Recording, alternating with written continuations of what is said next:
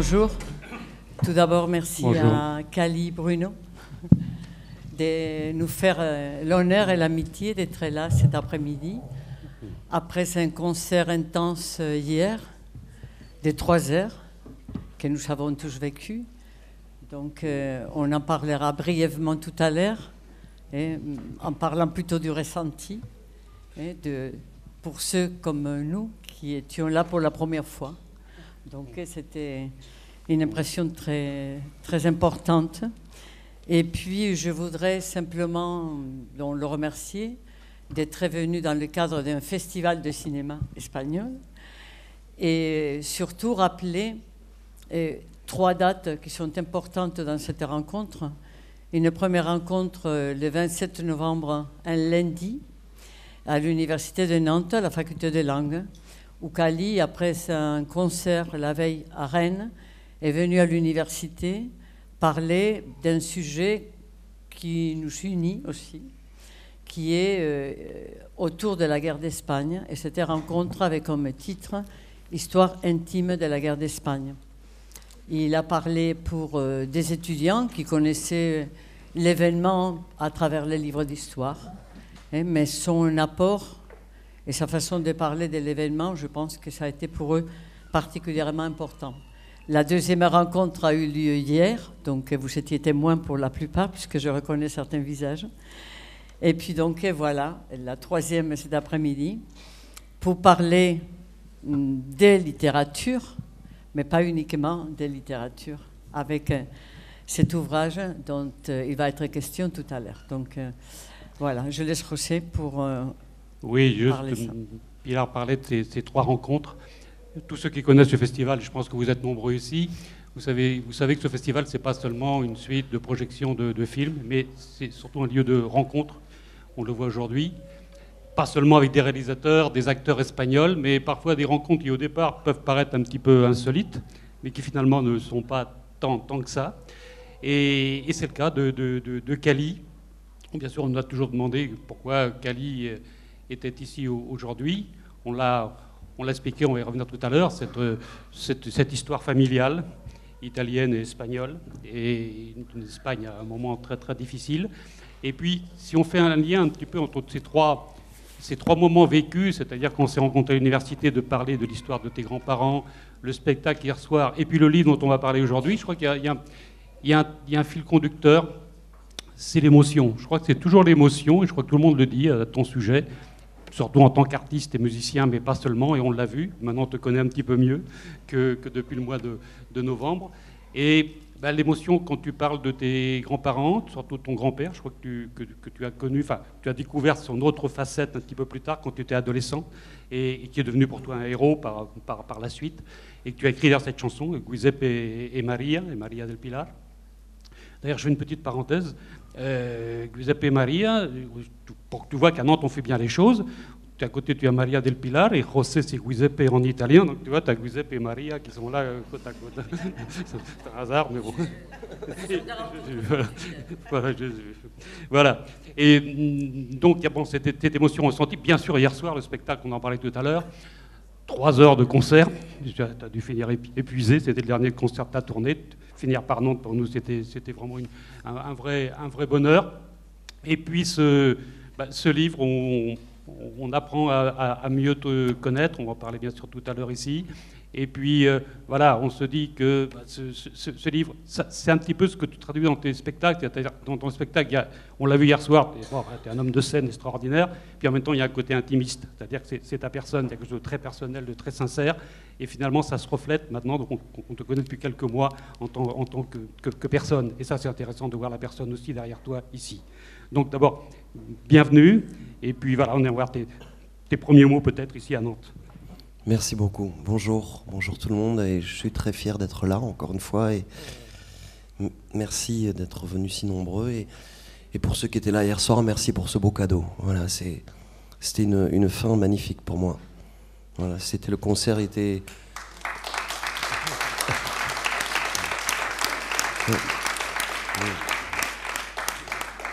Le concert était épuisant, mais la nuit après aussi. Donc c'était... Ouais.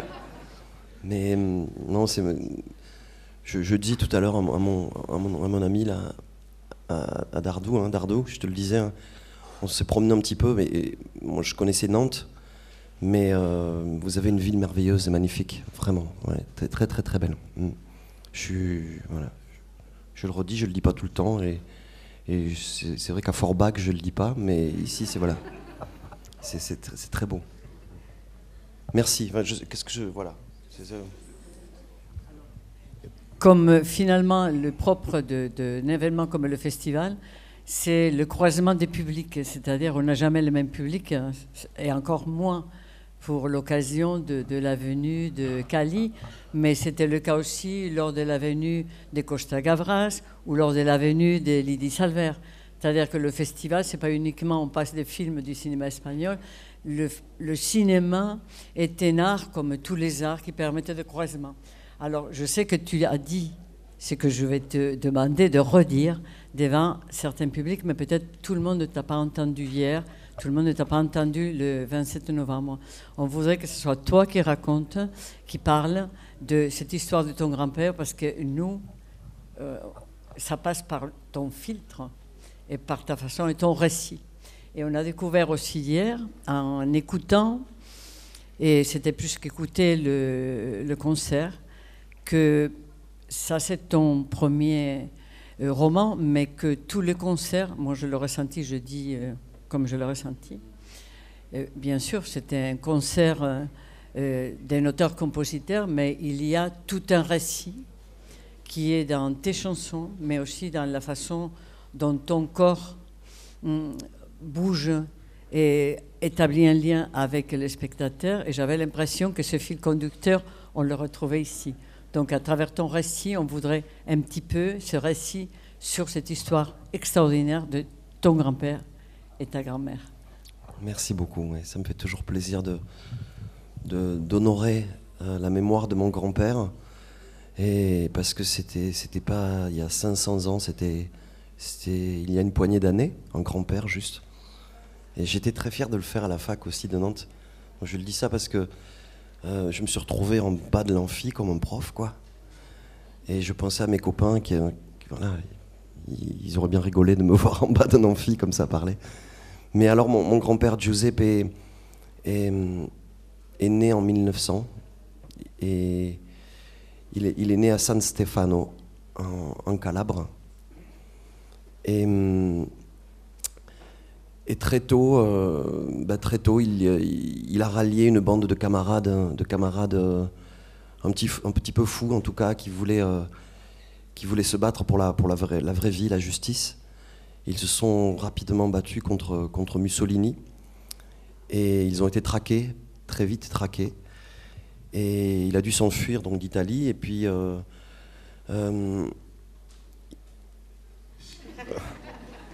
il a. Alors à l'époque, évidemment, pas d'internet et pas de.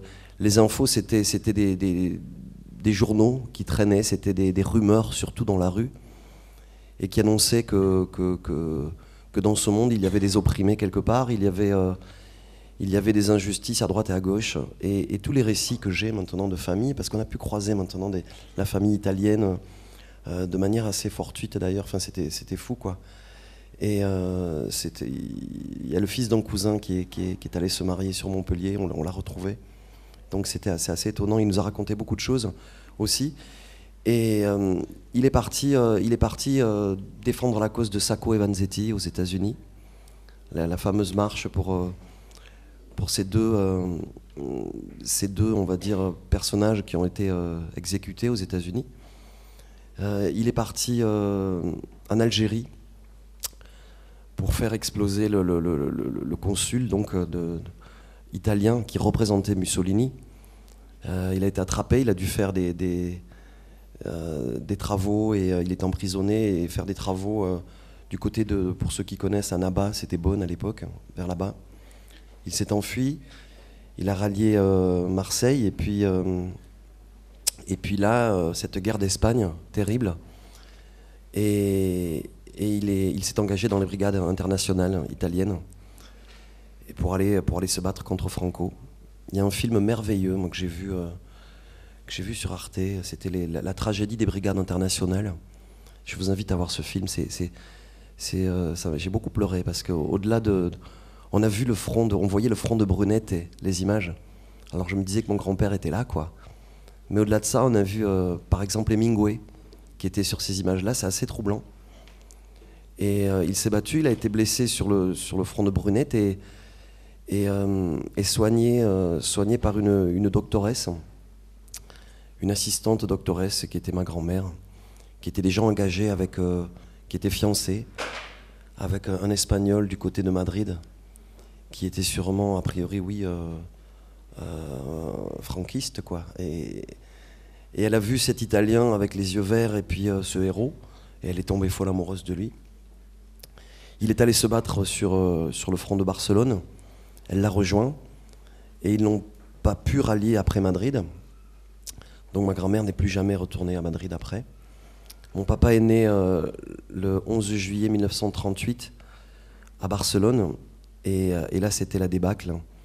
Il est né sous les bombes, hein, et c'était la débâcle. Le peuple, les républicains espagnols, ceux qui pouvaient fuir se sont enfuis, beaucoup de morts, et ils ont traversé la frontière du côté des Pyrénées-Orientales. Papa dans une brouette, en guise de landau, et ils sont arrivés sur les plages on ne savait pas trop où les mettre, hein, c'est-à-dire que tous ces milliers de gens, comment les accueillir. En tout cas, on les a accueillis dans des camps. On peut donner le nom qu'on veut à ces camps, mais c'était des véritables camps d'internement où les familles n'avaient pas accès à l'eau potable, par exemple. Et il y avait il y avait des soldats français, en tout cas des gendarmes ou des gardiens qui étaient français, hein, qui empêchaient les réfugiés d'aller même boire l'eau de la mer, quoi. Les hommes et les femmes ont été séparés. Mon grand-père est allé au camp de Gurs, dans les Hautes-Pyrénées. Et donc à Saint-Cyprien-Plage, là où vous allez peut-être en vacances l'été, c'était des véritables camps d'internement. Aujourd'hui, c'est assez troublant parce qu'il ne reste pas grand-chose, sinon rien. Une stèle à Argelès, où on va se recueillir parfois. Et il y a aussi il faut aller visiter. Si vous descendez dans le sud, en bas, il faut aller voir cet endroit incroyable. Je ne peux pas dire le mot merveilleux, mais incroyable. Le mémorial de Rivesaltes a failli être rasé. C'est un camp incroyable avec des maisons qui sont encore là, décapitées. Ce sont des ruines sur plusieurs kilomètres carrés. Ça a failli être rasé. On a failli raser l'histoire, en fait.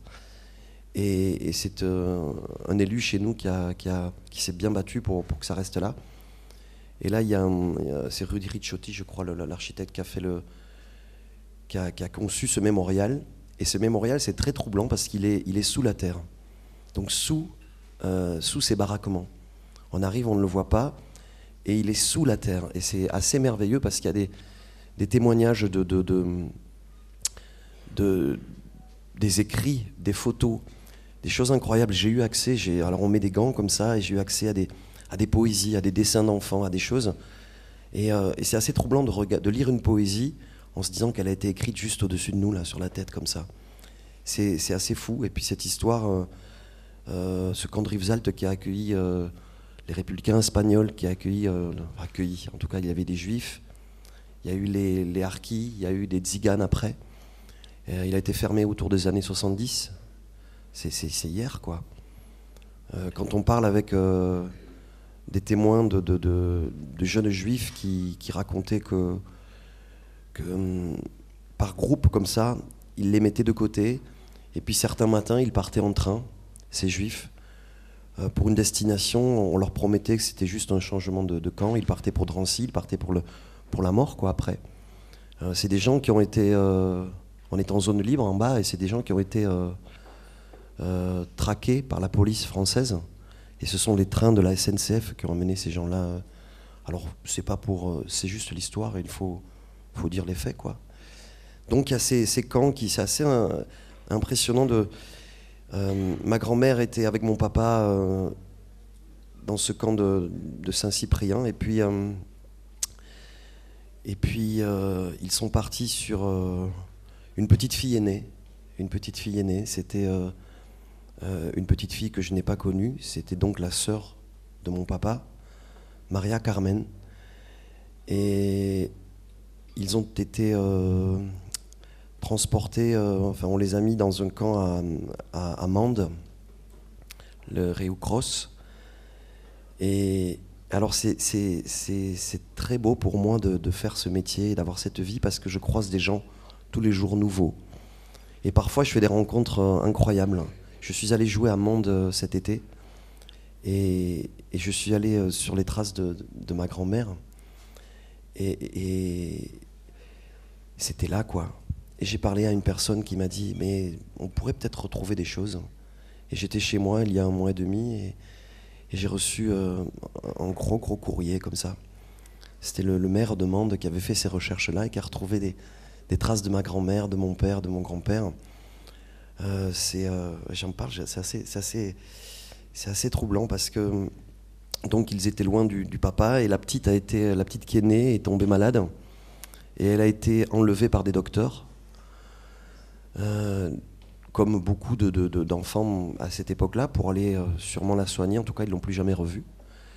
Et il y a un papier qui atteste que cette petite serait décédée du côté de Banyuls pour vendre là-bas. Mais ils n'ont pas pu voir le corps, ils n'ont pas pu. C'est juste un papier qui le dit. Et ma grand-mère a toujours eu cette conviction que la petite n'était pas morte. Une conviction de maman, mais une vraie conviction. C'était pas juste une espérance, c'était une vraie conviction. Aujourd'hui, il y a des écrits, il y a des témoignages et des enquêtes qui ont été menées et qui prouvent que ces enfants-là, à cette période-là, beaucoup d'enfants ont été enlevés par des docteurs pour aller dans des couvents, et des enfants ont été pris, emportés par des familles riches qui ne pouvaient pas avoir d'enfants, voilà, adoptés par ces familles-là. Alors, c'est assez troublant de se dire que peut-être j'ai une tante quelque part qui le saura jamais, je ne le saurai jamais. Ma grand-mère avait cette conviction. Alors, dans ces papiers, j'ai trouvé également une lettre de Giuseppe et qui écrit aux autorités de Mende en leur disant: j'ai un petit garçon qui a besoin de soupe et de lait. S'il vous plaît, donnez-lui de la soupe et du lait. Je sais que vous serez bienveillant avec ma famille. Une lettre très polie. Je me suis même étonné de l'écriture. Il y a des fautes de français, mais je pense que quelqu'un a dû aider mon grand-père, parce que je ne vois pas comment voilà, parce que c'était quand même assez bien écrit. Et en tout cas, il a fait des démarches pour rejoindre sa famille, et il y est allé clandestinement. Après, il est allé les retrouver. Et il a été pourchassé par la gendarmerie parce que il était naturalisé, il était espagnol en fait, il a été naturalisé espagnol, et il a été chassé. Et puis une personne, ça se joue à ça, quoi, bienveillante des autorités, a dit: cet homme-là, faut le laisser avec sa famille. C'est un homme qui veut travailler, c'est un homme qui veut juste nourrir sa famille. Alors il a travaillé là-bas, et il a eu des papiers pour pouvoir rester là-bas avec eux. Il s'est engagé c'était le chef d'une section communiste. C'était un anarchiste aussi.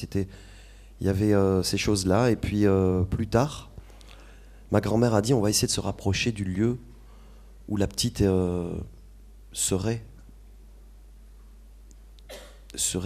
quoi, peut-être, en tout cas morte, ou serait. Si on va se rapprocher de là-bas, parce que j'ai cette conviction. Ils sont allés sur Perpignan. Et donc mon père a grandi à Perpignan. Une petite fille est née après, c'est une tante, Marilou, quoi, qui est toujours là. Et ma tata Marilou, qui me protège beaucoup, et qui est en train d'écrire quelque chose sur son papa. Voilà, donc j'ai hâte de lire tout ça.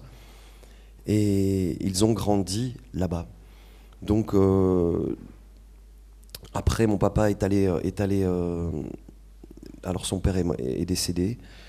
Il était fatigué, il avait des blessures de partout, quoi. Il est décédé à 56 ans, en 1956. Et mon papa est allé pion surveillant un moment sur Prades, et puis sur Vernay-les-Bains. Et c'est là qu'il a croisé ma maman, et c'est là qu'ils sont tombés fous amoureux. Et c'est pour ça que je suis de Vernay-les-Bains, en fait. Donc il y a dans ce mouvement, dans cette retirade, il y a l'histoire du monde entier, parce qu'il y a des gens qui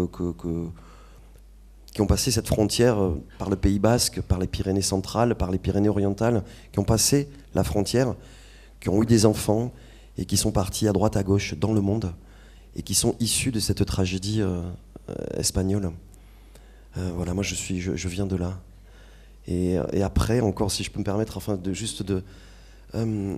alors moi j'ai grandi en étant heureux dans un petit village avec ce papa qui avait... C'était assez troublant parce que mon papa rentrait des fois à la maison et je savais que lors de querelles ou parfois ou des gens malveillants qui le traitaient souvent souvent en tout cas on pouvait le traiter à la fois de sale rital, l'Italie, et de sale espagnol. Voilà, donc on pouvait le traiter de sale tout, quoi, il avait tout, quoi, c'était... Et ma grand-mère, Maria Pilar, j'ai eu la chance d'avoir deux grand-mères qui ont vécu longtemps, et ma grand-mère, Maria Pilar, était là, très aimante, mais elle ne parlait pas. Et moi, j'étais assez troublé de voir cette dame qui ne parlait pas. Elle ne voulait pas raconter. Et quand elle parlait espagnol ou en très mauvais français, toujours. Elle a gardé cet espagnol. Mon père dialoguait avec elle en espagnol. Et je ne comprenais pas, je me demandais pourquoi. Et il y avait toujours cette photo du héros là, sur la cheminée. Donc Giuseppe avec sa tenue de brigadiste. Et j'ai su plus tard, à la mort de papa, je ne me suis pas vraiment intéressé, adolescent, je pensais vraiment à autre chose. Mais papa nous a laissé cette lettre troublante et émouvante où il raconte l'histoire de son père. Et là, je me suis dit, il faut aller creuser, c'est pas possible. J'étais en âge de creuser quelque part. Je voulais découvrir le passé, mon histoire, ma famille. J'ai hérité du foulard de brigadiste de Giuseppe Calicciuri. C'est un foulard rouge avec le drapeau de la République espagnole d'un côté, c'est-à-dire on va se battre avec eux, et le pays d'origine, l'Italie, de l'autre côté. Et donc j'ai grandi avec cette histoire-là. Aujourd'hui, mes enfants, j'ai 3 enfants, et très tôt, je leur ai parlé de leur donc arrière-grand-père, de ce héros. Très tôt, ils m'ont posé des questions. Ma petite fille Coco, là, de 12 ans, est en train de faire un vrai exposé, qui est plus que ça encore, de vraies recherches avec son collège à Perpignan, sur ce drame-là, sur la retirade. Donc il y a plusieurs témoignages merveilleux, magnifiques. Et donc on s'intéresse toute la famille à tout ça. Et je viens d'apprendre aussi récemment, alors je savais, de l'autre côté, du côté de ma maman, son grand-père, donc mon arrière-grand-père, qui venait de Sicile, Alexandre Genovese. Genovese en Sicile, ça fait... Je me dis qu'il vaut mieux pas trop que je creuse là-bas pour voir ce que... Mais en tout cas, il vient de là-bas. Et alors lui, pareil, il s'est promené et il est allé donc sur Vernay-les-Bains, sur Prades. Et en tout cas, le hasard ou son talent fait qu'il était le photographe personnel de Pablo Casals, le plus grand violoncelliste du monde, quoi. Et encore aujourd'hui, on le reconnaît comme tel. Et donc chez nous, nous avons des photos, des archives de Pablo Casals, la figure du réfugié qui a fui le franquisme aussi. Juste après la frontière, il était là. Il est allé aussi parler de liberté et clamer haut et fort lors de discours mémorables aux États-Unis. C'est quelqu'un de très engagé. Et j'ai une photo de ma grand-mère qui est sous le piano de répétition de Pablo Casals. Elle est toute petite. Donc elle ne peut se rendre compte de rien, sauf qu'elle est sous le piano et Pablo Casals joue devant elle comme ça. Et Genovese, Alexandre, est parti au service militaire en 1911. C'était 3 ans le service militaire, 12, 13, 14. Il devait rentrer, c'est la guerre, il n'est pas rentré. Et très tôt, il a été fait prisonnier. Il est parti en Allemagne. Ils se sont servis de lui parce qu'il était ingénieur chimiste. Et alors nous, on a su, en 1917, il s'est évadé. Le hasard fait qu'il s'est évadé de l'usine où il travaillait avec un autre ingénieur chimiste. Et le hasard fait que l'usine a explosé le jour où ils sont partis, quoi. Donc je ne sais pas trop, voilà ce qui s'est passé. Mais, encore une fois, il y a il y a 2 mois de ça, vraiment, une personne m'a écrit une lettre en disant, voilà, je vois que vous parlez dans des livres et que vous parlez dans des concerts de votre passé. Vous devez vous intéresser à votre passé. Alors je vais vous dire quelque chose. Je suis l'assistant de votre... j'étais l'assistant, j'étais jeune, de votre arrière-grand-père. J'étais tout jeune, il m'a formé. Et il avait très confiance en moi. Et avant de partir, il m'a offert tous ses cahiers, tous ses carnets, son journal intime et des photos de sa détention en Allemagne. Alors elle nous a envoyé ça là, maintenant. Et c'est fou de compulser ça parce que c'est un document précieux. Il va atterrir... alors j'espère en faire quelque chose, j'ai envie d'en faire quelque chose, encore une fois pour témoigner, mais il va atterrir aussi aux archives nationales parce qu'il faut, pour creuser l'histoire, quoi, pour regarder un petit peu tout ça. Voilà, c'est ma petite histoire, moi je viens de tout ça, ouais. Et je suis très fier vraiment de ça, vrai. C'est pas moi. C'est vrai que l'histoire de ton grand-père est significative parce que c'est aussi l'histoire de tous ces héros anonymes qui ont disparu, qu'ils soient des brigades internationales, qu'ils soient italiens, allemands, français. Et on découvre parfois des personnes qu'on a connues, nous certaines, c'est-à-dire des personnes âgées, et quand on commence à parler avec eux, qui ont une vie fantastique, comme ton grand-père, qui sont ces héros qui ont disparu d'histoire, mais qui ont fait l'histoire en prenant courageusement la défense de la République, en partant, en revenant, en étant très mal accueillis, évidemment, dans leur pays d'origine, parlons pas même des Américains, qui ont été chassés par le macartisme ensuite, par leur participation en Espagne. Et voilà, il faut peut-être des générations comme la tienne pour redécouvrir ces gens-là. Et toi, évidemment, qui a une projection médiatique énorme, ça a permis aussi, à travers ton grand-père, de rendre hommage à tous ces gens, à tous ces héros anonymes. Et ça, je trouve que c'est très, très, très important. Et puis, dans les personnages que tu évoques, tu parles de ta grand-mère espagnole, et c'est moi d'une personne qui parle très peu, qui est dans sa vie, enfin, dans ses souvenirs, ça c'est intéressant. Et c'est pour faire le lien avec ton ouvrage aussi, qui est un ouvrage également de souvenirs, mais cet ouvrage est formidable.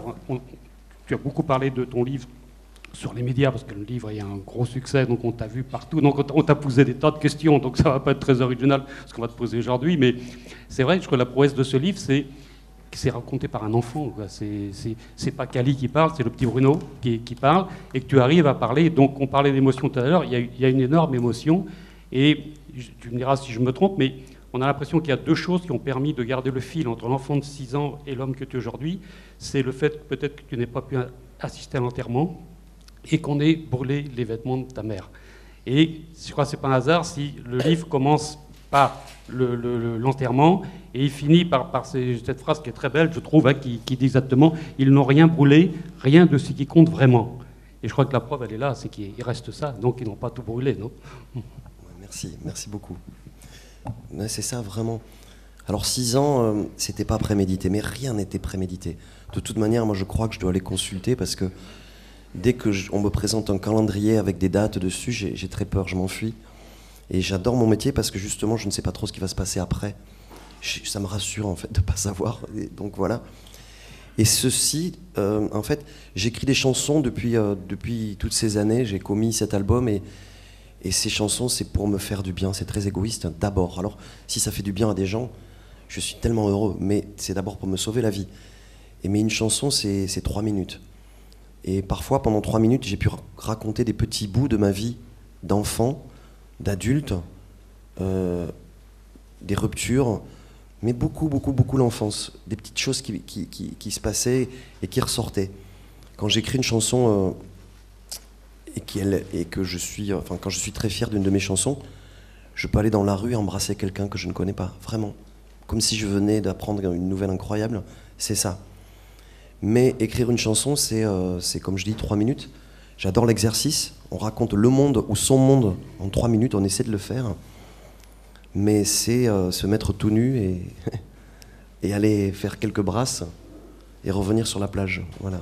J'ai écrit des nouvelles, une qui est là, mais d'autres nouvelles qui sont chez moi, à la maison. J'ai eu besoin de les écrire et je me suis rendu compte que c'était prendre une barque et aller au large et pêcher la journée, rentrer le soir au port. Et là, le roman, c'est vraiment se mettre tout nu, encore une fois, et nager jusqu'à Manhattan. Et au milieu de l'océan, on regarde devant, on ne voit pas, et derrière, on ne voit pas, donc il faut continuer. Et ça, c'est jouissif. Mais si j'avais eu un plan d'attaque, si j'avais eu un but, si j'avais su la fin de cette histoire, je l'aurais peut-être regardé comme une montagne impossible à gravir et très loin. Donc j'aurais pu me décourager. Là, je ne savais pas où j'allais. Donc voilà, c'était très, très, très... Alors les chansons, ça m'a fait un bien fou, et ça m'a fait un bien inimaginable d'écrire cette histoire. Et pourquoi 6 ans ? Parce que si j'avais raconté cette histoire du haut de mon âge aujourd'hui, j'avais de suite déjà des barrières parce qu'à mon âge, à nos âges, enfin en tout cas ceux de ma génération, les secrets de famille, on ne peut pas raconter, c'est assez troublant. Un petit garçon de 6 ans a le droit de dire la vérité, sa vérité, et de tout dévoiler. C'est vrai, c'est pas vrai, en tout cas il peut le dire. Et j'ai démarré ce livre par ce souvenir. Il ne me reste pas grand-chose, je ne sais pas vous si à 6 ans il vous reste grand-chose. Donc oui, cette blessure indélébile, au fou tatoué, là, c'est la mort de maman, avec qu'est-ce qu'il me reste, cette chambre, c'est tout noir, des volets entrouverts et le cortège qui passe, avec ma famille, évidemment, avec tout le village. C'est un petit village, Vernet-les-Bains. Et moi qui suis privé de tout ça, mais je ne sais pas de quoi je suis privé, parce qu'à ce moment-là, je ne savais pas ce qui se passait. Maman m'a dit au revoir quelques jours avant. Cette phrase, je l'ai toujours. Mon petit Bruno, je t'aime, et au revoir, elle m'a dit. Et puis, juste après, on m'a mis chez un oncle qui s'appelle Octave et Tata Marcel. Et j'ai ce souvenir précis de tonton Octave qui rentre. Il est autour de midi. Il rentre à la maison. Il sourit, il pleure en même temps, il m'embrasse. Il rentre dans la cuisine, il retrouve sa femme Marcel.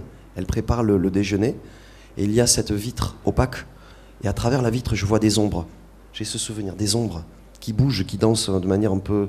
C'est bizarre. Et je les regarde, et j'écoute, et j'entends. J'entends mon oncle qui dit à sa femme, Mireille est décédée. Et Mireille, je sais qui c'est, mais décédée, je ne connais pas ce mot. Donc, mon frère arrive juste après, Aldo, il pleure, donc je pleure comme lui, mais j'ai vraiment ce souvenir de pleurer pour faire comme mon grand frère. Et je ne sais pas ce qui se passe. Ça a duré un bout. Et je crois que ça a duré longtemps, parce que ce roman, c'est le démarrage de cette histoire, donc c'est ça. Et ça dure 8 mois. Et les 8 mois qui ont suivi, j'ai fait des rencontres de vie extraordinaires que j'ai, en fait, voulu extraordinaires dans ma vraie vie, parce que je voulais retrouver maman, quoi. Elle n'était pas partie. À 6 ans, la mort n'existe pas. Ni la trahison, ni le mensonge. Là, on m'avait menti, on m'avait trahi, et il y avait eu la mort. Mais je ne le savais pas, j'avais 6 ans. J'ai croisé des gens, un petit garçon, Alec. Le jour où il est arrivé dans mon village, j'ai su ce jour-là que c'était le petit garçon de toute ma vie. C'est un garçon qui a mon âge aujourd'hui et qui est mon ami pour toujours. C'est un garçon qui m'a aidé beaucoup dans ma vie, je l'ai aidé beaucoup dans sa vie. Lui, sa tragédie, c'était un papa très dur, un papa très sévère, parce qu'il était directeur d'un collège hôtelier à Vernet-les-Bains. Mais c'était un collège un petit peu de redressement aussi, des enfants en difficulté, sans parents, ou des parents alcooliques, ou qui livraient à eux-mêmes. Et lui devait les tenir sévères. Mais quand il rentrait chez lui, il tenait ses enfants de manière très sévère. Donc Alec était très triste. Je l'aidais dans son chagrin, il m'aidait dans le mien. Et on a vécu comme ça. Aujourd'hui, on est tous les deux encore ensemble, à fond. Ça me touche beaucoup. J'ai croisé une petite amoureuse, Carole Bobet, qui nous a quittés l'an dernier, mais on était fous, tous fous amoureux de Carole. J'ai croisé des gens et ce sont des explosions d'amour total. Et en fait, c'est ce que je raconte dans cette histoire-là. Et pourquoi je me suis arrêté au bout de 8 mois, je ne sais pas. Pourquoi j'ai mis ce point final? J'ai su que c'était la fin parce que j'ai senti que le petit Bruno revenait à la vie, en fait, à ce moment-là. Après, c'est la suite, c'est une autre histoire. Mais j'ai senti qu'il revenait à la vie. Alors, pour moi, c'est plutôt... Ok, il y a des moments tristes, il y a des petits souvenirs, alors je ne sais pas si ça vous le fait. Moi, je souhaite à tout le monde d'écrire. On s'en fout du style, on s'en fout du but. Pour qui, pourquoi? C'est pour soi. C'est-à-dire faire rejaillir ces souvenirs, les écrire. Et quand on démarre quelque chose, c'est une pelote de laine qu'on défait, et les choses arrivent. Et je me suis souvenu de certains moments de ma vie d'enfant, et pour les agripper les uns aux autres, donc j'ai romancé ou j'ai fantasmé certaines choses. C'est pour ça qu'on l'appelle un roman. Mais ça m'a fait ce bien fou. Et aujourd'hui, alors j'ai beaucoup pleuré quand je l'ai reçu. parce que j'écris de ma main gauche comme ça, de manière comme ça, sur des cahiers de brouillon. J'ai écrit lors d'une tournée, c'était l'an dernier, pendant 3 mois, entre janvier et mars, d'une date à une autre sur la route. Et il a fallu taper le texte pour l'envoyer à l'éditeur, et c'est ma chérie qui me l'a tapé. Je lui ai dicté le texte, et on s'est aperçus tous les deux que j'avais une voix de 6 ans quand je le lisais. Vraiment. Parce que, tu vois, et pour moi, c'était gagné à ce moment-là, ouais. Hier, pendant le... Non, mais c'est très bien. C'est important que toi tu parles.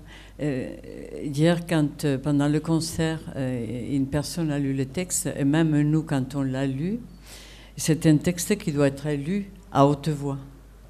Et quand on le lit à haute voix, il est évident que la voix qu'on entend, c'est une voix qui chuchote à notre oreille, et c'est une voix des 6 ans. Et je pense que c'est ça le bonheur de cette écriture. Alors, je sais que la question a été posée aussi pendant toute la période où j'allais parler de ce livre. Et souvent, dans nos pays, il y a toujours la question, qu'est-ce que la littérature? Est-ce que c'est de la littérature? Est-ce que c'est un roman? Etc. Et souvent, ça revient à ça. En lisant cet ouvrage, ce récit, je pense qu'il y a ton intimité à toi, mais pourquoi il est universel, pourquoi on a tous vécu des histoires qui sont différentes, mais qui nous ramènent à ton histoire à toi, alors qu'on n'était pas dans le même lieu que toi, on n'avait pas les mêmes parents sans doute, mais pourquoi ces mots sont si justes? Et je le dis parce que je sais qu'il y a une écrivaine qui a dit dans une émission de télé que ça ne sonnait pas juste. Et quand on a entendu ça, ça nous a fait très mal, à nous. Non, faut pas... non. Et je le dis très franchement parce que je pense que tout dans ce texte sonne très juste. Et en lisant ça, je pense, et je vais faire un peu d'académie pour... aller vers ceux qui pensent que la littérature, c'est ceci, cela. Je pense qu'il y a un auteur français, nous qui venons de notre pays, nous a nourris, nous a appris le français, c'est Montaigne. Et je pense que c'est quelqu'un qui a écrit beaucoup sur soi et qui dit « Chacun regarde devant soi. Moi, je regarde dedans moi. » Et je pense que ton ouvrage, je crois que c'est un peu le mélange de deux. Pour nous, hier, tu regardais devant toi, comme dans Brigadiste. Dans un texte où tu parles de la guerre, etc., il y a toujours le rêve, et tu ne peux pas te rechoudre à penser qu'il va y avoir un drame. Il y a toujours le rêve et aller vers l'avant. Mais en même temps, tu arrives à regarder dedans toi, et c'est ce double regard, je crois, qui est pour nous aussi vraiment très salutaire. Et je crois que ça nous fait vraiment beaucoup de bien. Merci beaucoup. Mais merci vraiment, hein, je suis très touché. Après, moi j'étais plutôt content que 2 journalistes, enfin que 2 critiques, quoi, parce que je me méfie des choses qui font l'unanimité totalement, quoi. Quand tout le monde dit que c'est bien, c'est bizarre en fait. Donc il fallait qu'il y ait... Mais je trouve ça plutôt agréable en fait, voilà. Mais au-delà de ça, quand je dis que j'ai pleuré, c'est parce que je me suis rendu compte, c'est pour revenir à ce que tu dis, j'ai envoyé le manuscrit à mon éditeur, le Cherche Midi, le jour où Carole est partie. Et quand j'ai reçu ça, j'ai pleuré parce que je me suis dit, tous les gens que j'aime, enfin les gens de ma vie sont là-dedans. Et alors, ce livre est chez moi, quelque part. Mais les gens qui ont pris le livre l'ont emmené chez eux. Et je me dis que Carole est là-dedans et que des gens... Parce que la première partie du livre se passe dans mon village à Vernay-les-Bains. Et je n'ai pas voulu tricher. 6 ans, je fais ce que je veux. Donc j'ai mis les vrais noms et prénoms des gens. D'ailleurs, il y a une personne qui m'a dit « Pourquoi tu m'as cité ?» Alors, à un moment dans le livre, il y a mon papa qui est au fond du trou, quoi, au fond du seau. Il boit dans un bar à Vernay, dans mon village. Et il est avec un autre homme, et tous les deux sont comme 2 zombies, et je vais avec un petit garçon, on va chercher nos papas, lui son papa et moi mon papa, ça on l'a vécu, on l'a fait, Et le monsieur qui était avec mon papa s'appelle Henri Guitard. Il m'a envoyé un message en me disant « Mais pourquoi tu as mis mon nom et prénom avec cette histoire-là ?» On était tous les deux au bar, comme ça. Il faut savoir qu'Henri Guitard, aujourd'hui, est le maire de mon village. donc j'ai dit « Mais tu sais, Henri, ne t'inquiète pas, c'est un petit garçon. Et puis en plus, je dis rien de mal. Je raconte avec tendresse ce qui s'est passé. » Donc voilà, c'est des petits bouts comme ça. C'était assez troublant, ouais, parce que c'est des... Et quand les gens l'ont lu, les premiers lecteurs, ma grande sœur Sandra n'a pas pu le lire encore. Sandra, c'est celle qui a tenu la maison. C'était le naufrage, je le dis dans le livre, une maison sans maman, c'est rapidement un naufrage. Et papa dérivé, moi j'avais 6 ans, et ma grande sœur avait 12 ans et demi. Aujourd'hui, quand je vois ma petite Coco qui a 12 ans, je me dis, donc ma sœur était comme elle à cet âge-là, et c'est elle qui nous a portés, qui m'a éduqué, qui a aidé mon papa, qui faisait la cuisine, le ménage, qui était brillante à l'école. On lui a volé quelque part un bout de son enfance. Alors Sandra n'a pas pu le lire, elle le regarde, elle me dit je peux pas encore. Son fils a pleuré, parce que je parle de sa maman, son mari a pleuré, elle peut pas le lire. Mais Gina, ma grande sœur, l'autre grande sœur, l'a lu, c'est la première qui est... Et j'attendais ça un petit peu comme le coup près, quoi. Est-ce que ça va aller plus loin? Elle m'a dit, Bruno, tu vas faire du bien aux gens, elle m'a dit. Et elle était voilà. Mais en tout cas...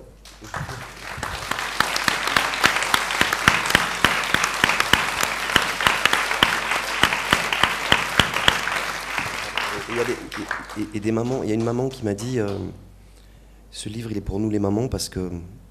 Et j'avais pas réalisé ça. Parce qu'on se pose toujours la question... là maintenant, moi, elle m'a dit, je me suis là posé la question en lisant le livre, quand je vais partir, qu'est-ce qu'ils vont faire mes enfants? Voilà, et j'avais pas vu ce truc-là, ce côté-là, ouais. Tu parlais des mamans, mais je trouve qu'il y a un portrait qui est très touchant à ton livre, c'est celui de ton père. C'est vraiment très très touchant parce qu'on voit un homme qui s'effrite peu à peu, et il a une phrase terrible que tu mets dans sa bouche, « Je vais mourir jusqu'au bout ». Et là, c'est... Exactement, c'est exactement, je vais mourir jusqu'au bout. Et c'est très touchant. Alors, je vais te poser la question, mais tu as répondu, en fait, cette scène, en plus que je trouve très cinématographique, quand vous êtes tous les deux, je crois qu'il s'appelle Franck Guitard, ton ami, c'est ça, et toi-même, vous êtes derrière la vitre du bar, vous voyez vos deux pères respectifs se saouler et se battre, en fait. Et se battre, et cette scène est terrible, et très, très, très forte, mais tu ne condamnes jamais ton père, en fait. Tu le vois, qu'il s'effrite, que parfois il décroche complètement, et tu essaies toujours de le comprendre. Est-ce qu'un enfant de 6 ans peut faire cette démarche d'essayer de comprendre son père dans cette forme de déchéance un petit peu mentale, parce que voilà, il lâche le monde, il lâche la vie depuis que ta mère est morte? Mon papa a toujours été très aimant, vraiment très aimant. Alors c'est une génération où on ne dit pas je t'aime.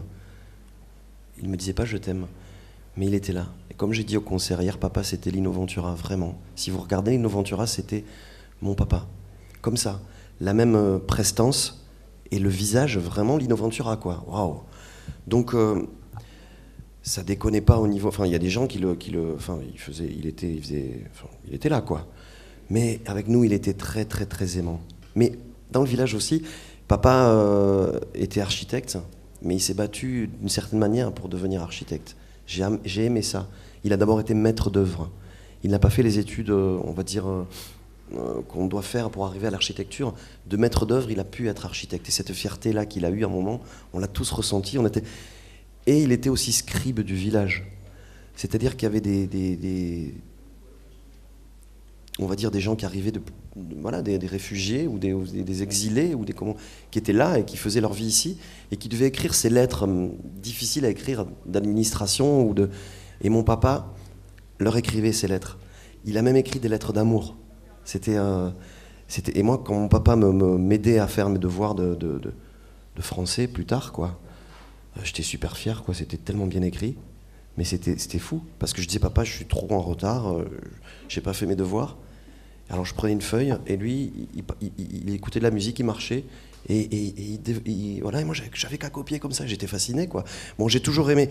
Voilà, c'est pour ça que ce papa-là, on l'a. Ouais, il a toujours été toujours comme ça. Aujourd'hui, moi, je dis je t'aime beaucoup. On me dit souvent que je le dis trop, on ne dit jamais trop, je t'aime. On dit, c'est très banal, mais c'est pas banal. Des fois, on s'engueule avec ses parents, avec sa maman, et je crois qu'à un moment, il faut, même si c'est difficile, il faut téléphoner et dire, ok, mais je t'aime, quoi. Voilà, maintenant on va s'arrêter là, je t'aime, parce que c'est trop facile de les perdre aussi. Donc, je dis ça parce que je le pense tous les jours, ça, vraiment, ouais. Mais il est toujours là, ils sont toujours là, mes parents, ouais. On va donner la parole à la salle aussi.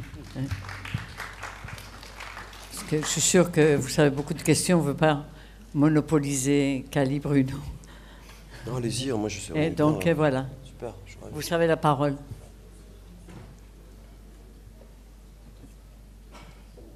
Ça fait plaisir.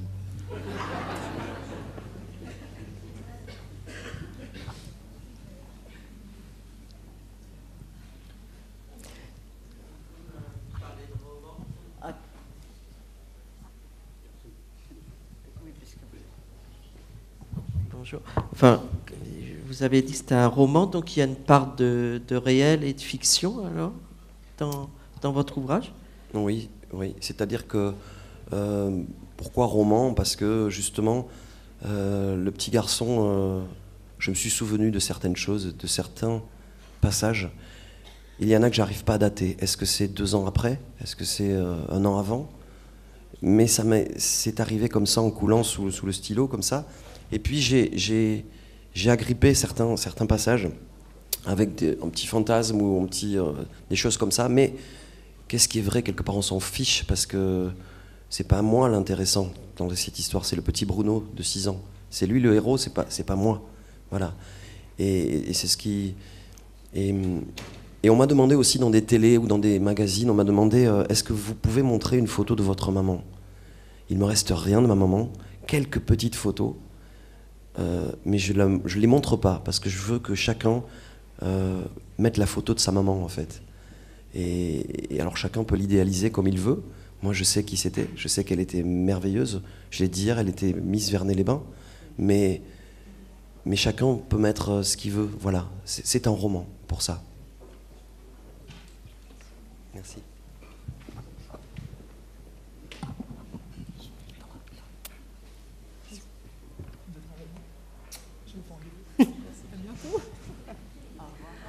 La grande admiratrice, Virginie.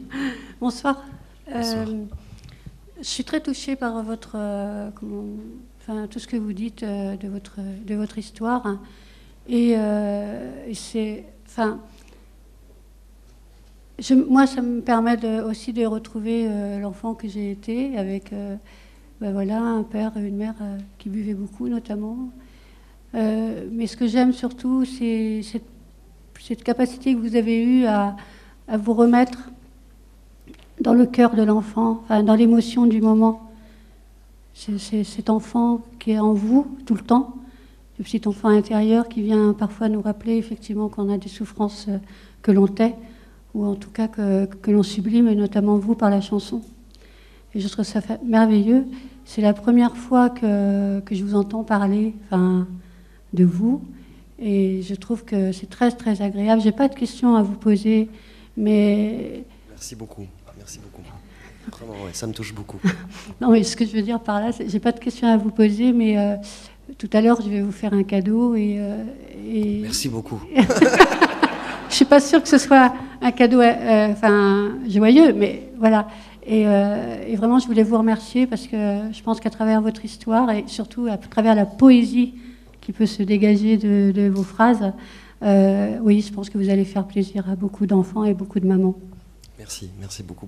Et ce que je veux dire, c'est que de ces souvenirs-là, la vie fait que plus tard, ma sœur, Gina, s'est retrouvée institutrice et directrice de maternelle comme maman, donc toutes ces années après, au même endroit. Ouais, au même endroit. Alors, je suis retourné dans la maternelle avec ma sœur.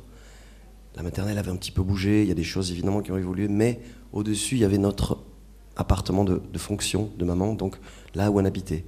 Gina m'a dit, est-ce que tu veux retourner dans l'appartement? Je suis allé tout seul, et j'ai ouvert la porte et je me suis mis accroupi, à la hauteur de mes 6 ans, comme ça, Et j'ai fait le tour. Cet appartement qui était gigantesque à 6 ans et minuscule en fait, évidemment. Mais c'était troublant de passer, de faire le tour comme ça. Et j'ai pu le faire grâce à ma sœur. Et c'est après que tout arrive, quoi. Je disais les photos de maman. Ça me fait du bien de parler, hein, je le dis, parce que les photos de maman, beaucoup de choses ont été brûlées. Ses habits, tout, en fait, beaucoup, quelques jours après sa mort. Alors, moi, je n'en veux pas aux gens, je pose des questions. J'ai vu ça comme un feu de tristesse, où les gens ne savaient pas trop le cancer à l'époque, on ne savait pas trop exactement. Alors, ils ont eu la trouille, ils ont eu peur, et sûrement, et ils ont voulu mettre ça de côté. Sauf qu'aujourd'hui, moi, j'ai 3 enfants, et je leur parle de leur grand-mère avec rien du tout. J'ai 2 photos. Et je suis allé à Nouméa jouer au mois de septembre. Et le directeur du festival m'a dit, tu as reçu un courrier. Enfin, il y a quelqu'un qui a laissé un courrier. Et j'ai ouvert ça, j'ai beaucoup pleuré. C'était des photos de mes parents, heureux. Et plusieurs photos volées, c'est-à-dire, c'était pas posé, quoi. C'était des gens heureux. Et je n'avais jamais vu donc ces photos. Et j'ai pu parler à ces personnes qui ont un certain âge aujourd'hui. Et ils m'ont dit qu'ils étaient les témoins de mariage de mes parents. Et je ne savais pas tout ça. Ils sont partis après à Nouméa, j'ai pu retrouver tout ça. Et ce livre, je suis allé en parler en bas de mon village, à 10 km à Prades, là où j'étais au collège à Prades et au lycée. Et des gens sont venus, il y a des personnes d'un certain âge qui ont pleuré. Des gens qui m'ont dit qu'ils étaient en classe avec maman. Alors moi, je pouvais dire, tiens, ma maman, elle serait comme ça. Et des témoignages assez fous. Ouais. Il y a une dame qui était la pionne de ma maman et qui m'a dit, je l'ai revue plus tard. Alors quand elle était élève, elle sautillait comme vous sur scène. Et elle avait votre regard et puis elle était brillante à l'école. Et je l'ai beaucoup aimée, votre maman, en tant qu'élève. Et plus tard, on s'est revus. Et un jour, dans la rue, elle avait un petit garçon dans les bras, tout petit. Et c'était moi. Et elle lui a dit, je te présente mon printemps éternel. Voilà. Et ça, je l'ai su, là, on m'a pas dit tout ça. Et c'est grâce à ça, c'est-à-dire grâce à ces rencontres que je n'aurais peut-être pas pu faire. Et j'ai d'autres témoignages comme ça. Et pour moi, c'est absolument merveilleux. Et pour mes enfants aussi. Je leur ramène tout ça comme des indices de leur vie aussi. Et ça devient absolument merveilleux. Mon grand Milo James a lu le livre, il a 20 ans. Coco l'a lu, elle a 12 ans. Et Milo m'a dit, ce qui m'a troublé, c'est de lire une histoire d'un petit garçon qui avait la voix de mon papa. Ouais. Et moi j'ai une autre question. Dans la vie, moi c'est pareil. J'ai un oncle qui était espagnol aussi, qui était réfugié. Je troublais. C'est un gendarme français qui l'a sauvé. Et son grand malheur, c'est que je puis retourner en Espagne.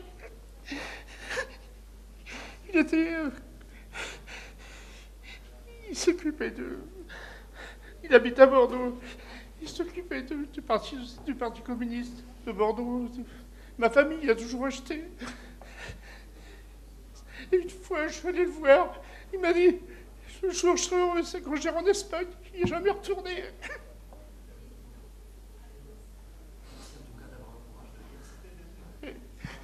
Il a combattu, mais ce qu'il m'a dit, c'est à la frontière, il est passé par le Pays Basque. Et c'est qu'un gendarme, il l'a vu démuni. Il a sorti de ce pétrin, quoi. Et c'est très fort qu'il m'a dit. C'est inhumain ce qu'ils ont eu. Ouais, ce sont des histoires. Merci beaucoup, monsieur. Merci. Merci comme ça Merci, vraiment. Mais il y a tellement d'histoires de familles terribles. Et on en avait parlé de ça. Oui. Il y a beaucoup de réfugiés qui étaient condamnés par Franco. Condamnés. Il y avait une condamnation sur leur tête. Oui. Et il n'y a pas si longtemps, oui. Le gouvernement espagnol a voulu lever ces condamnations. Et les gens ont refusé. Ils ont dit notre fierté, c'est cette condamnation par Franco. Mais c'est important qu'un lieu comme le Festival de cinéma, parce que finalement, le cinéma, comme la littérature, comme la chanson, comme la peinture, permet aussi de libérer la parole Donc c'est vrai que notre métier, on va dire notre premier métier, puisqu'on fait 2 métiers, on est aussi passeur de ce que l'Espagne dans toutes ses dimensions, et le cinéma le fait mieux que nous, puisque en un plan, vous savez vraiment, ou en 2 séquences, vous savez vraiment toute une variété qu'un monologue qui serait un cours d'histoire ne pourra jamais atteindre. Mais je pense qu'avec la présence des gens comme Bruno Cali, Lydie Salver, Costa Gavras, Georges Samprin, puis tant d'autres qui sont passés ici avec des années, même, je dirais, Marisa Paredes, qu'on connaît comme la grande star, mais qui est la fille d'une concierge à laquelle on a rendu hommage il y a quelques années. Donc finalement, ce sont toutes ces histoires intimes d'un pays qui n'arrive pas à vraiment refaire sa mémoire, parce que tant qu'on ne travaille pas sur la mémoire, ce n'est pas un devoir de mémoire, c'est un travail sur la mémoire, on n'arrive pas à construire vraiment ce qu'est une démocratie parfaite et complète. Et je pense que nous pouvons la reconstruire comme ça par bout, mais il reste beaucoup à faire, et je pense que c'est un rôle aussi de transmettre cela. Le cinéma, il y a un film qui va passer pendant le festival, Gloire incertaine, qui est aussi un regard sur la guerre d'Espagne, mais pas sur la guerre sur le front, hein, sur cette difficulté à exprimer qu'est-ce que c'était que ce monde divisé en 2, où de 2 côtés, il y avait des rêves de construire un autre monde, et finalement, la débâcle, hein, puisque c'était à Barcelone. Donc, en écoutant aussi Cali parler de ça, pour ceux qui connaissent un peu le cinéma espagnol, c'est pas pour ramener ça vers le cinéma, mais un grand réalisateur qui a été ici même, il y a 2 ans, Carlos Saura, qui est le cinéma de mémoire. Donc lui, il était enfant à Barcelone, il avait ton âge à peu près, il était donc aussi dans une famille républicaine d'un côté, franquiste de l'autre. On l'a envoyé à Barcelone, pensant qu'il serait plus sûr, au sein d'une famille républicaine.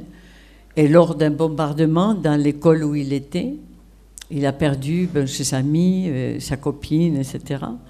Et dans un film qui est merveilleux, La cousine Angélique, il fait le même travail que Cali, mais au lieu de se représenter à l'écran en tant qu'enfant, il se représente en tant qu'adulte, mais avec une voix et des gestes d'enfant. Et donc, Soral explique ça.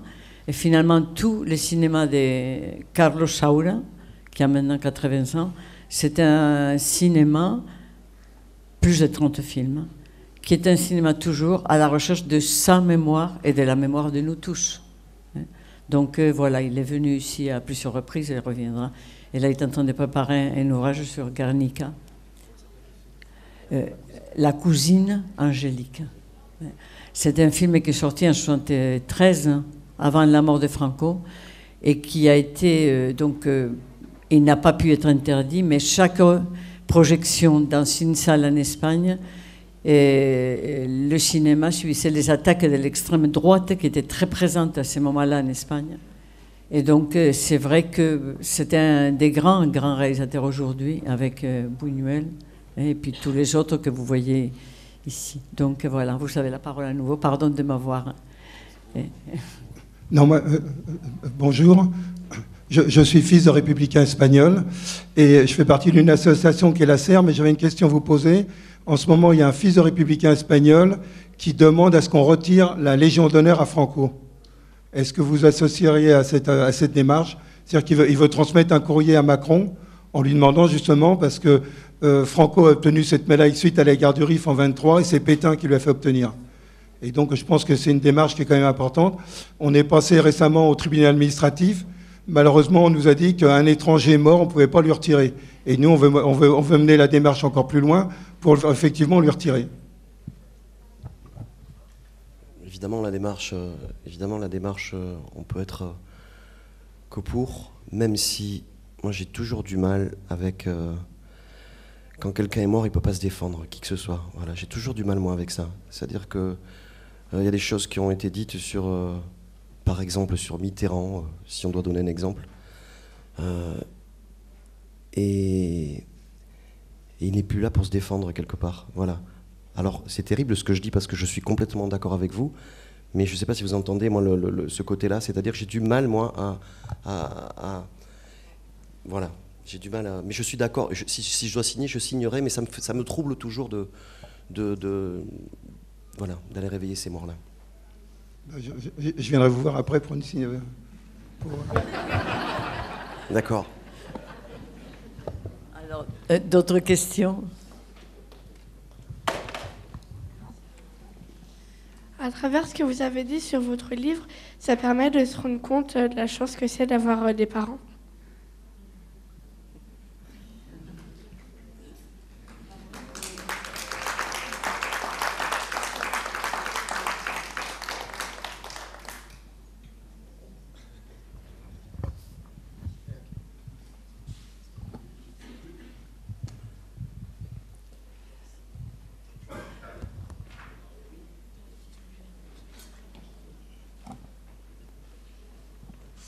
Bonjour.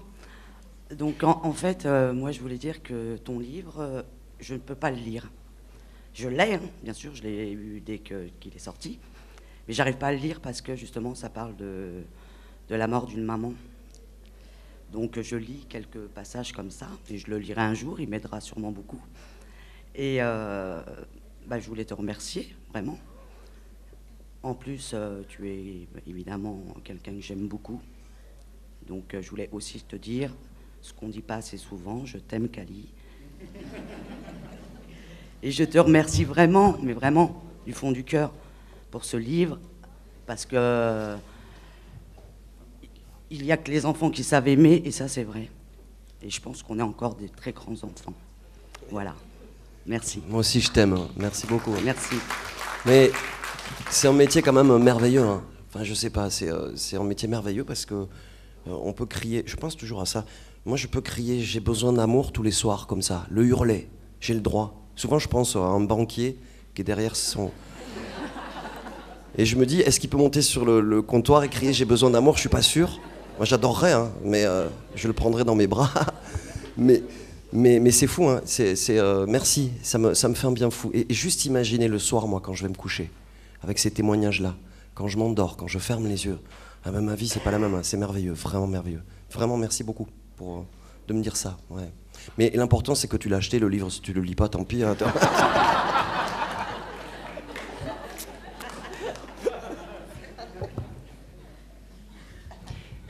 Bonjour, c'est pas vraiment une question non plus. Je voulais juste rebondir sur quelque chose que vous avez dit tout à l'heure, Pilar, que ce livre nous permettait aussi à nous de retrouver parfois certains souvenirs et j'irais même jusqu'à dire certaines images. Enfin, moi, ça a été le cas pour une image en particulier, le passage de la vitre de la porte de la cuisine chez ton tonton et ta tata.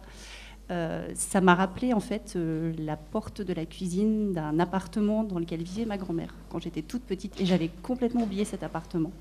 Donc quand tu disais que écrire un livre pouvait permettre de dérouler une pelote de laine et de se rappeler certains souvenirs, en lire certains aussi, donc merci pour ça aussi.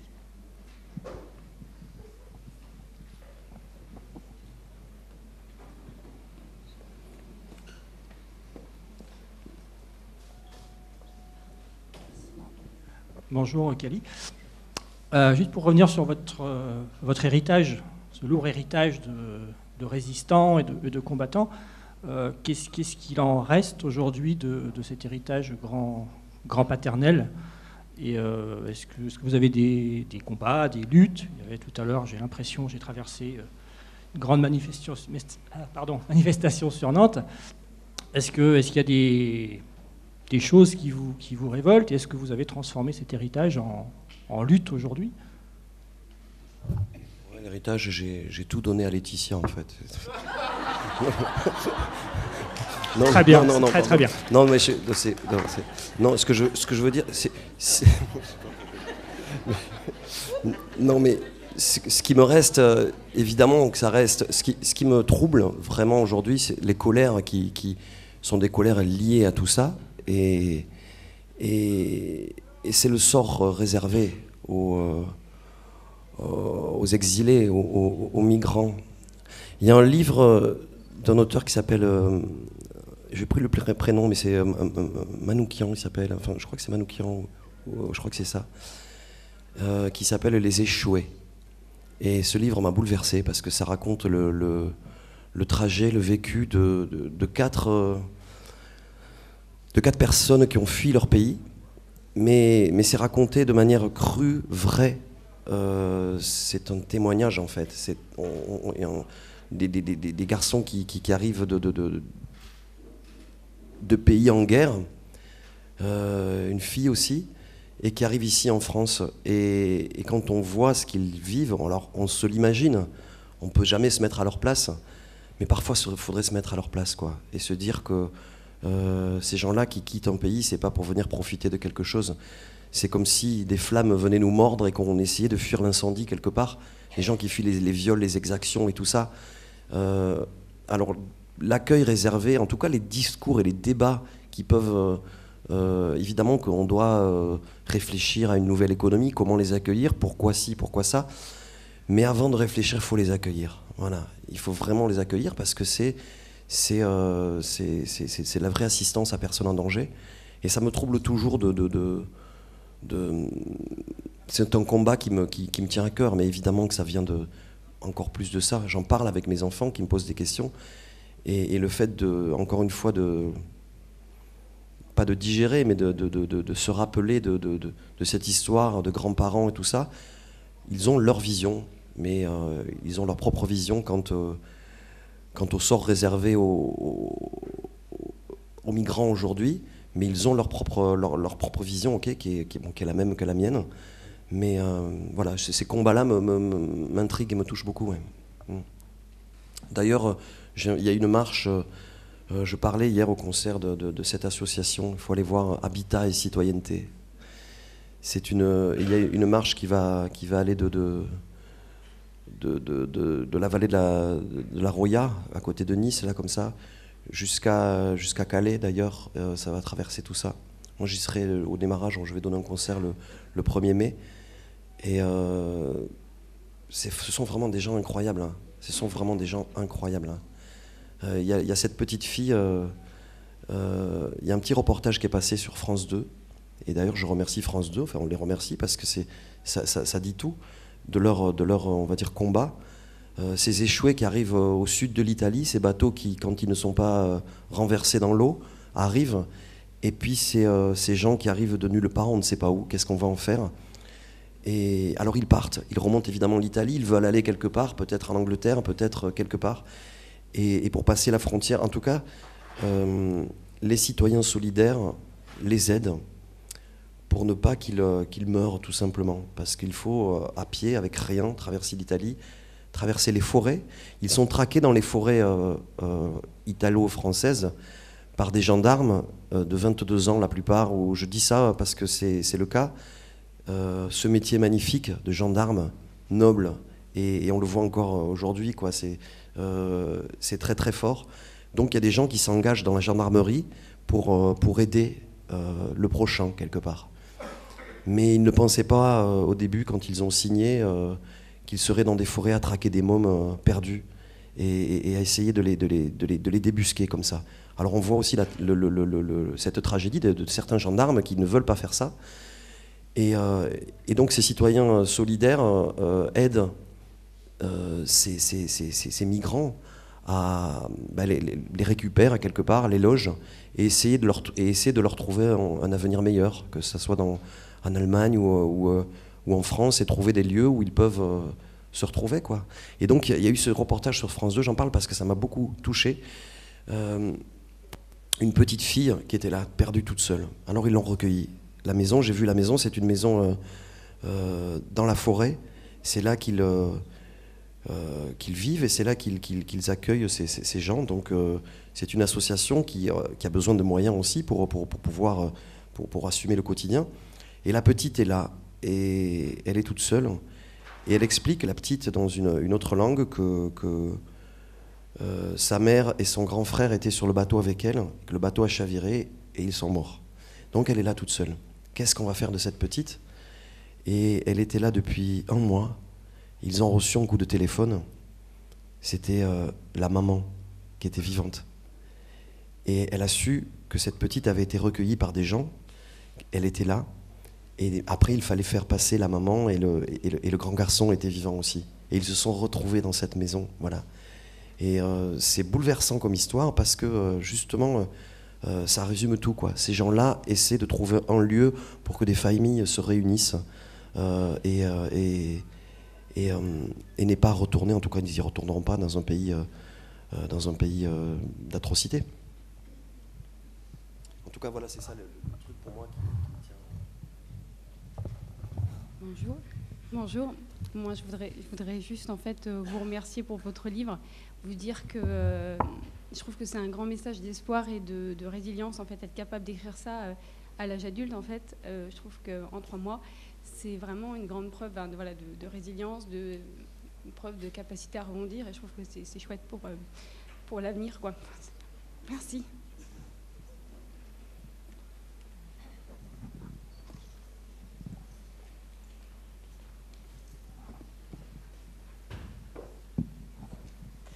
Bonjour. Vu la qualité de l'émotion qui passe déjà dans les chansons, qui passe maintenant dans le roman, et la richesse des informations que tu arrives à faire passer sur l'histoire, enfin voilà, des profs d'histoire comme ça, on en aurait tous voulu, quoi, je suis sûre. Et là, on aurait tous compris, on aurait tous appris, on aurait eu envie d'aller en cours. Est-ce qu'un prochain roman sur cette histoire-là, ce ne serait pas envisageable? Je veux dire, ce que ça ouvre comme perspective sur l'envie d'aller plus loin, d'en découvrir encore plus, sur l'histoire de manière générale, que ce soit l'histoire de l'Espagne, l'histoire de la France, enfin notre histoire à tous, quoi. Et c'est vrai, ce que tu dis sur les migrants, enfin on est tous dedans, quoi. Merci beaucoup. Alors, je disais tout à l'heure, j'ai ma tata Marilo qui écrit quelque chose là-dessus. Et je vois le bien que ça m'a fait de raconter l'histoire de mes parents. Et elle raconte l'histoire de ses parents. Donc je vais pas lui voler ça, quelque part. Je veux qu'elle soit mieux après. Je sais qu'elle sera mieux. Je veux qu'elle soit... qu'elle vive ce moment-là. Je sais qu'elle est bientôt au bout de quelque chose. Ce que je vais faire, moi, c'est l'aider avec ce livre-là. Je veux vraiment en parler partout, du livre de ma tante. Par rapport à cette histoire, voilà. En tout cas, je suis en train d'écrire autre chose, mais j'ai cette liberté de ne pas être écrivain, c'est-à-dire que c'est pas mon job, quoi. Donc je peux faire ce que je veux, quand je veux, comme je veux. Et ça m'a tellement fait du bien d'écrire ça que je peux pas, je continue à me faire du bien, en fait. Voilà. C'est encore une démarche très égoïste, mais voilà. Mais pour l'instant, par rapport à l'autre grand-père qui a le Genovese et tout ça, il y a quand même des choses assez incroyables aussi qui pourraient, en l'état, c'est-à-dire juste relier ces témoignages dans un livre juste magnifique, quoi, parce que c'est fou, Mais voilà. Je ne sais pas si j'ai répondu à votre question. Juste pour dire, la qualité d'écrivain, c'est pas celui qui écrit qui l'énonce, c'est plutôt ceux qui sont en face et qui lisent. Donc là, il y a plus débat, quoi. Voilà. Ouais, mais moi, j'ai quand même une chance énorme, c'est que je suis ravi que les gens aiment mon livre. Je suis ravi que le livre marche bien. Je suis ravi que les journalistes en parlent. Je suis ravi de tous ces témoignages. Mais j'ai la chance d'être chanteur et c'est pour ça que je suis sûr que le Cherche Midi, au départ, a décidé de me publier. Et nombre d'écrivains qui ne sont pas publiés pour l'instant, parce qu'ils ne sont pas chanteurs, ou pas encore chanteurs en tout cas, mais ce que je veux dire, c'est que moi j'ai bénéficié de cette chance-là, c'est sûr.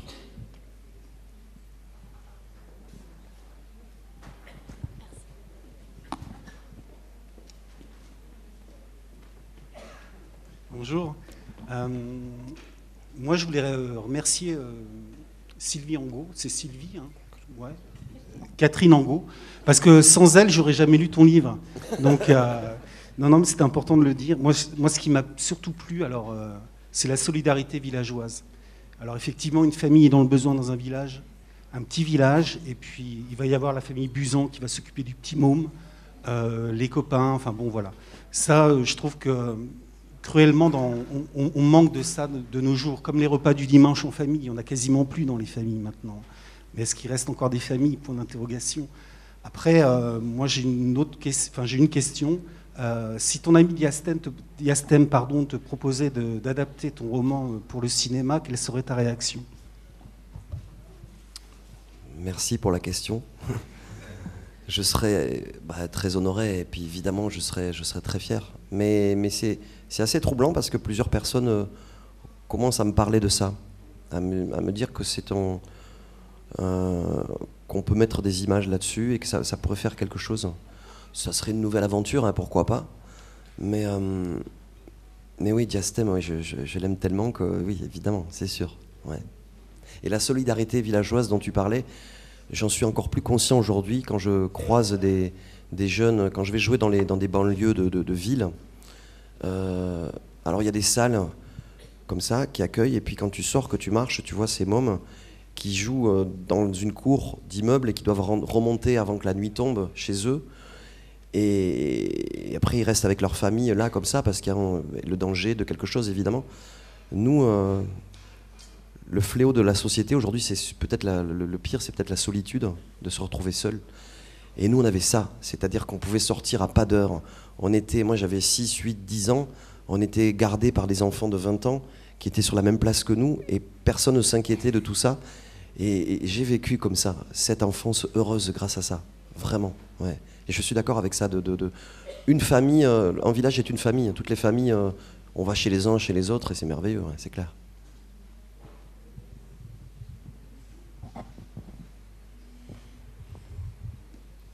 Est-ce qu'il y a d'autres questions?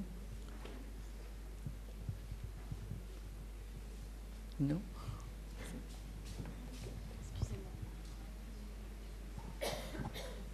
Bonjour, donc Bruno, petit-fils de la Retirada aussi, donc on a des points communs. Mais vous parlez notamment de la transmission à vos enfants, donc on est à la 4e génération, ça veut dire qu'ils ont 8 arrière-grands-parents, si je compte bien.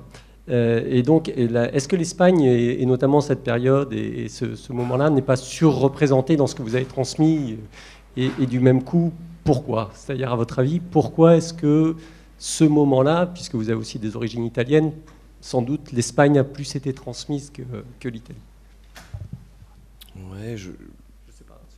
Non, moi non plus. Non, mais c'est vrai, parce qu'en plus l'Italie, j'ai souvenir de. C'est marrant parce que je pense à ça avec votre question. J'étais môme, j'étais plus âgé, mais j'étais adolescent et mon père a reçu des lettres assez. Pas agressifs, mais des gens qui ne comprenaient pas, c'était des gens de la famille italienne, pourquoi on n'allait pas vers eux, pourquoi on ne se retrouvait pas, pourquoi...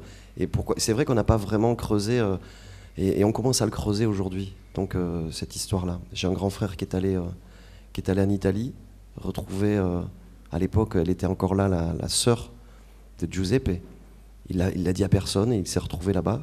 Elle a beaucoup pleuré parce que elle lui a dit qu'il ressemblait à son grand-père, quoi, donc à son frère. C'était assez. Elle appelait toute la famille italienne en Italie, qui était à droite à gauche. Et ils ont fait des repas de famille en racontant des choses. Mon frère était là et il me racontait que le soir, quand il s'allongeait, quand il dormait, elle lui avait préparé le lit. Elle lui tenait la main et elle pleurait comme ça. Et il y a beaucoup de choses à croquer. Mais on a tous des familles avec des choses. Mais c'est vrai que cette Espagne, et encore aujourd'hui, quoi, quand on voit tout ce qui se passe. Nous, on habite là, donc derrière le Canigou, c'est l'Espagne, quoi. Derrière la montagne, il y a encore une fois, cette tragédie où ce qui se passe, là, ce sont nos cousins espagnols qui se battent, hein, là, juste là. Donc les enfants posent des questions, donc il y a certaines réponses dans l'histoire de leur famille espagnole. Peut-être pour ça aussi, je sais pas, mais...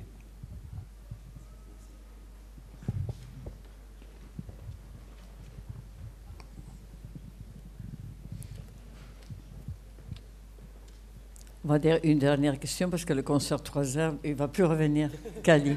On va dire vraiment ces gens du festival. Je veux revenir. Non, mais devant vous, vous êtes tous témoins, donc vous allez noter. Il nous a promis hier qu'il reviendra comme jury l'année prochaine au festival. Donc ça, c'est vraiment très important. Là, je profite. Hein. Non, c'est juré, craché. Ouais, j'ai envie vraiment. Attends, c'est fou, quoi. C'est merveilleux de se retrouver de se retrouver, de voir des films incroyables pendant tous ces jours.